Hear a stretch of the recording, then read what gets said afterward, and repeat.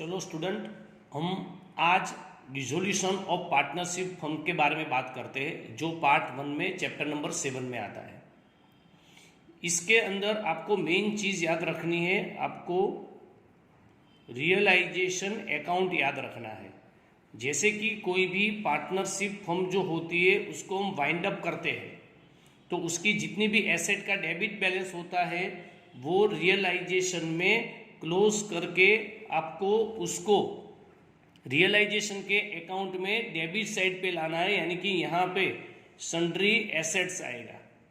और जब वो आप सोल्ड करते हैं या फिर कोई पार्टनर टेक ओवर करता है तो वो रियलाइजेशन में क्रेडिट साइड पे होता है, यानी कि बाय कैश अकाउंट या फिर बाय पार्टनर्स कैपिटल अकाउंट लिखते हैं। एग्जाम में उसकी जनरल एंट्री आती है, जैसे कि हम एसेट का अकाउंट क्लोज करते हैं जब बैलेंस शीट में से, तो वो टाइम पे फर्स्ट एंट्री आपकी रियलाइजेशन अकाउंट डेबिट होता है to sundry asset account credit होता है। और जब वो एसेट को हम सोल्ड करते हैं या फिर कोई पार्टनर उसको टेक ओवर करता है तब वो कैश रियलाइज होती है, तो कैश अकाउंट या फिर जो पार्टनर टेक ओवर करता है तो वो पार्टनर्स कैपिटल अकाउंट में हम उसको डेबिट करते हैं, और रियलाइजेशन अकाउंट को क्लोज करने के लिए उसको हम क्रेडिट करते हैं। जैसे कि मान लो कि यहाँ पे कोई एक एसेट आपको दी है, फर्नीचर दिया हुआ है 50,000, तो फर्स्ट एंट्री आपकी रहेगी फर्नीचर के लिए रियलाइजेशन टू फर्नीचर अकाउंट 50,000। अब वही फर्नीचर कोई पार्टनर ने 60,000 में टेक ओवर किया तो वो रियलाइजेशन में क्रेडिट साइड पे आएगा, यानी कि वो टाइम पे हम एंट्री करेंगे कि भाई partners capital account debit XYZ जो पार्टनर है वो, और रियलाइजेशन अकाउंट क्रेडिट। ये जो बात मैंने आपको बताई यहाँ पे वो एसेट के रिगार्डिंग मैंने आपको बताया अभी। वैसे ही बैलेंस शीट में जो लायबिलिटीज होती है उसको हम क्लोज करते हैं तो रियलाइजेशन में क्रेडिट साइड पे वो सन्ड्री लायबिलिटीज यहाँ पे आती है बैलेंस शीट में, क्योंकि लायबिलिटीज का बैलेंस क्रेडिट होता है, उसको क्लोज करना हो तो लायबिलिटीज डेबिट करके रियलाइजेशन में लाना पड़ता है। और जब इसको हम पेड करते हैं तो वो पेड होती है तब वो होता है रियलाइजेशन में डेबिट साइड पे, यानी कि आप कैश से पे करते हो या फिर कोई पार्टनर उसको पे करता है, कुछ भी हो सकता है, वो इन्फॉर्मेशन आपको दी होगी।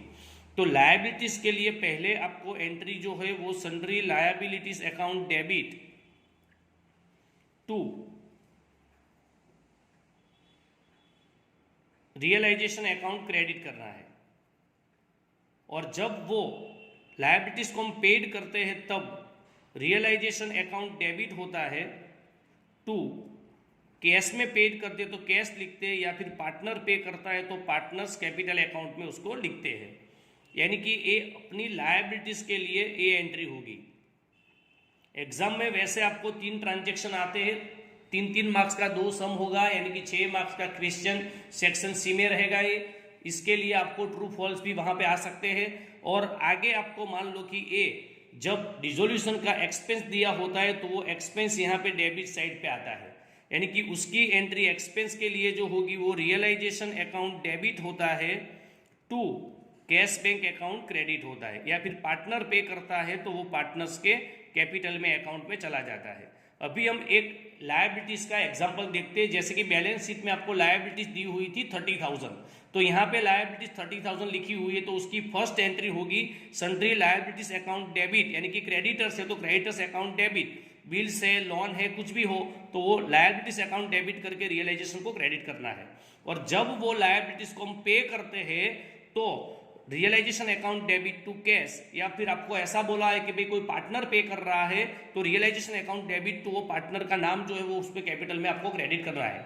और आपको डिसोल्यूशन रियलाइजेशन एक्सपेंस दिया है तो आपको उसको realization expense account debit to cash, या फिर जो पार्टनर पे कर रहा है तो पार्टनर्स कैपिटल अकाउंट क्रेडिट। तो आपको यही चीज सिर्फ याद रखनी है, ये याद रखोगे तो आपका पूरा सम सॉल्व हो जाएगा। Thank you all of you. अगर आपको मेरा वीडियो अच्छा लग रहा है तो वीडियो को लाइक करो, मेरी चैनल है उसको सब्सक्राइब करो, और मेरा वीडियो जो आपको अच्छा लग रहा है तो अपने दोस्तों को इसको शेयर करो। अभी और नए नए पॉइंट है वो उसके शॉर्ट वीडियो लेके आने वाला हूँ।